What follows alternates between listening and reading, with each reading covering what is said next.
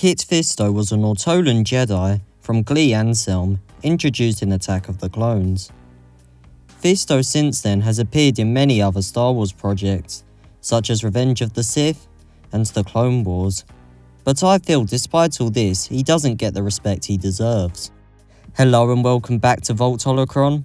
I'm Jonathan, and today we will be discussing why Kit Fisto deserves more credit. First, I'd like to cover that Kit Fisto actually trained a Padawan. Fisto trained the Mon Calamari Nardar Veb, which many of you may recognise from the Clone Wars, and I believe this gives us an important insight into his character.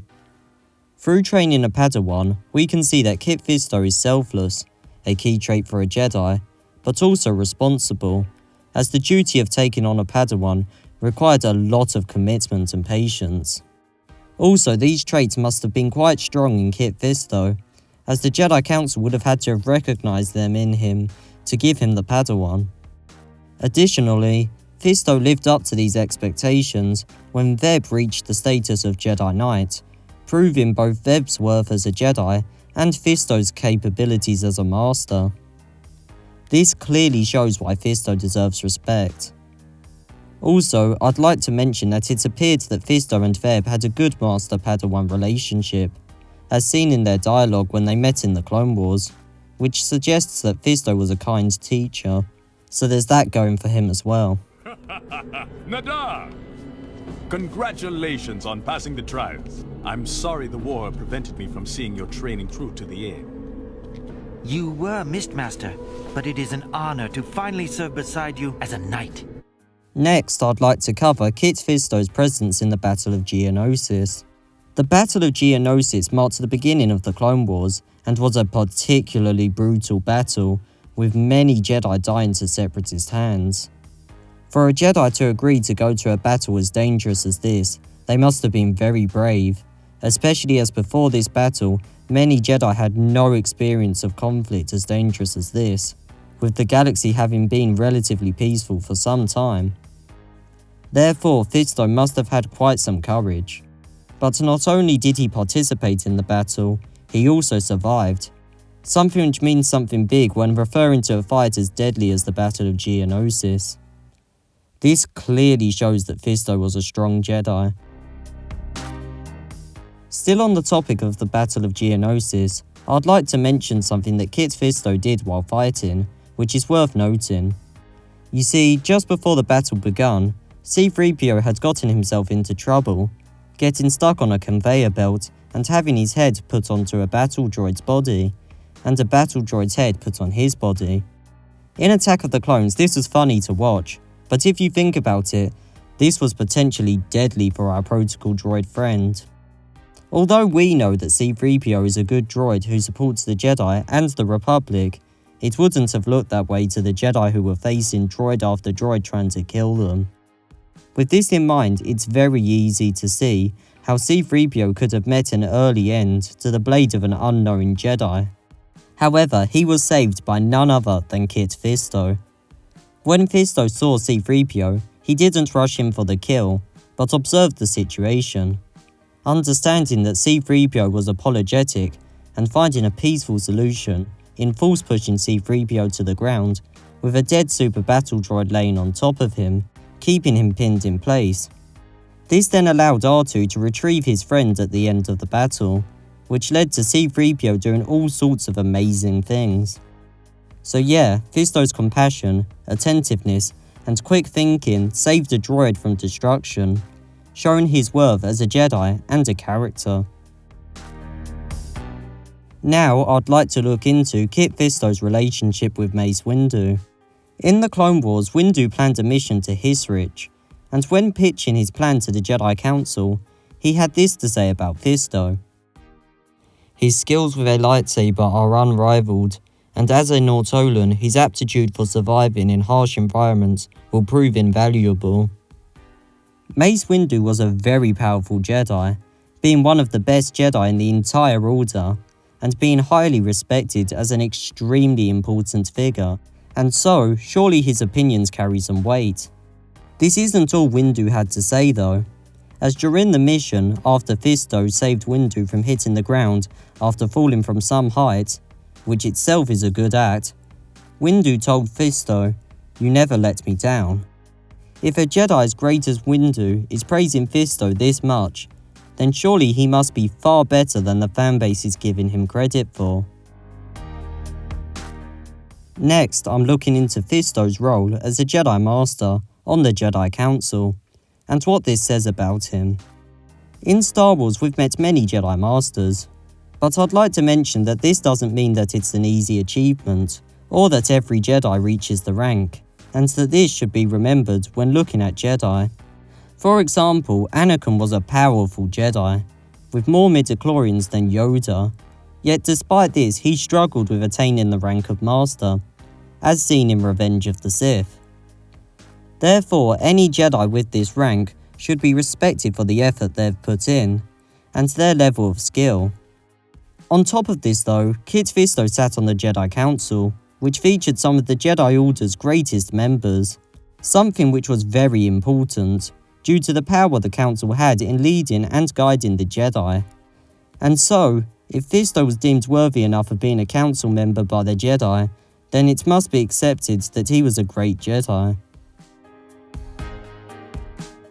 Next, I'd like to look into a key attribute of Kit Fisto's, which we saw while he was on Vazek 3. Somewhat early in the Clone Wars, Fisto reunited with his old Padawan, Veb, when following an escape in Newt Gunray in the hopes of capturing him, which led them to a fortress on Vazek 3. When they arrived though, they were faced with a problem. A giant door stood in their way. Veb was ready to cut the door down.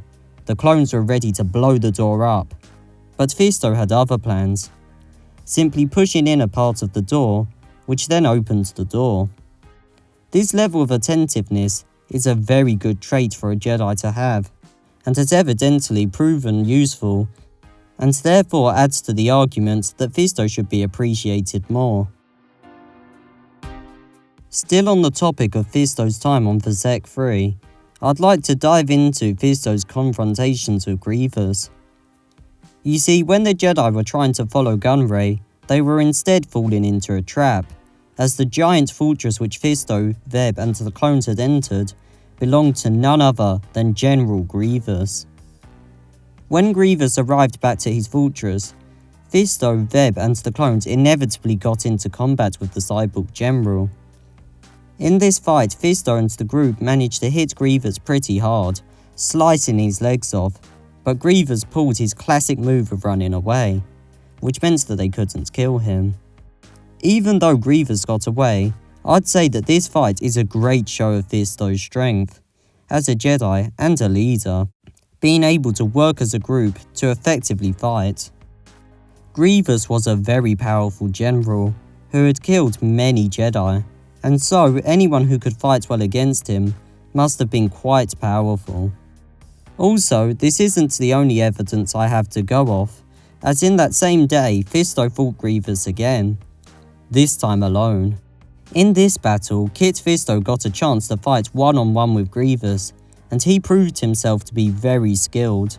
In this fight, Fisto actually managed to chop off one of Grievous's hands, and prove himself to be effective in blocking Grievous's attacks, which really suggests that he was an extremely talented Jedi. In fact, we only see Fisto to be overwhelmed when Grievous unfairly uses his Magna Guards against the nautolan Jedi, which made the fight incredibly unfair. This clearly shows that Fisto was a very skilled warrior, and that maybe he should be respected more for this skill. Also, even Grievous acknowledged this, saying, "How quickly power can change hands." Which would suggest that prior to the introduction of the Magna Guards, he was actually losing to Fisto. That power will only consume you. Now I'm going to look into Kit Fisto's actions towards Ahsoka Tano and Barriss Offee after the second Battle of Geonosis, and what this says about his character. To add some context, Ahsoka Tano and Barriss Offee were picking up medical supplies from Alcester's medical station where Kit Fisto was waiting. But unknown to them, one of the clones on board had been infected by a Geonosian brainworm, causing an outbreak.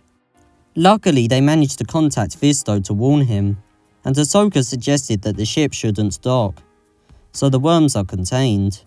However, Fisto had other plans, intending to save Ahsoka and Barriss from an early demise, which later proved successful. Through Fisto not giving up on Ahsoka and Barriss, we can see how determined he was as a Jedi, and his desire to save lives, which aids the idea that Fisto deserves more credit. Next, I'm looking into Fisto's participation in the Battle of Lola Sayu. This battle took place in attempts to rescue prisoners stuck down on the planet, and a previous rescue team who got stuck there as well. And I believe it shows Kit Fisto to be very courageous. You see, the people who had previously gotten stuck on Lola Sayu were by no means weak, including Anakin, Obi-Wan, Evan Peel, and Ahsoka. And yet, the Separatist forces on the planet had so far been able to prevent their escape. On top of this, the planet was heavily blockaded, as the Separatists desperately wanted these prisoners and the knowledge they possessed. However, despite great threat, Kit Fisto didn't back down, instead bravely heading into battle to save those who had been captured, determined to find success and aid the Republic, even if risking himself. This is especially important in this battle due to the failure of the previous team, and therefore I believe it's a clear sign that Kit Fisto deserves to be honoured. Now I'm going to cover Kit Fisto's involvement in the Battle of Mon Cala. The Battle of Mon Cala was a conflict between the Mon Calamari and the Quarren after the mysterious murder of Mon Cala's king, Yos Kalina. And so, the Mon Calamari, the Republic, and the Jedi, including Kit Fisto, were plunged into war. Fisto's fighting for the Mon Calamari is a great show of character, using his aquatic skills to help others. And in this civil war, he certainly didn't take a back seat. At one point, he fought hand to hand with Riff Tamson, a deadly warrior who'd proven to be very powerful in underwater combat. Fisto fought well against Tamson, but was bested by the Karkaridan and his droids. However, Fisto hadn't failed, as he had made sure while fighting Tamson that Ahsoka and the Mon Calamari leader, Lee Char, got away, which was a very noble and selfless thing to do. Ahsoka, escape with the prince! I'll hold him off. Also, it allowed for Lee Char to speak to the Mon Calamari prisoners, and inform them of his plan to unite with the Quarren against the Separatists, which means that Fisto's selflessness may have been vital to the defeat of the Separatists. This definitely suggests that Fisto was a good and noble warrior. Next, I'm looking into Kit Fisto's final battle, the fight against Palpatine. Now I understand that Fisto died early in this fight, and so to many this wouldn't seem like good evidence to suggest he deserves more credit. But I disagree greatly. You see, this wasn't just any fight, but a fight against one of the most powerful people in the entire galaxy, a person who was shown to be pretty much equal to Yoda in combat. Therefore, losing doesn't mean Fisto was weak, or a poor fighter, as the opponent was literally one of the best combatants around. Also, as far as we know, Fisto hadn't fought a Sith before this battle, and so was unprepared for an opponent like Palpatine. This actually goes to show just how brave Fisto was, heading into a fight where he wouldn't know fully what to expect. Additionally, Fisto actually lasted longer than Saiti Tin and Agent Kola, which are both amazing Jedi in their own right, and are Jedi that I also believe deserve more credit. Through Fisto surviving this long, we can clearly see his strength in battle, and this therefore supports the claim that he deserves more respect. Finally, I've got to mention that he deserves more credit for dedication, because just look at those muscles. Like, think about how much work he must be putting in at the Jedi gym. Anyway, that's it for now. I hope you respect Kit Fisto at least a little more now, and we hope to see you later at Volt Holocron.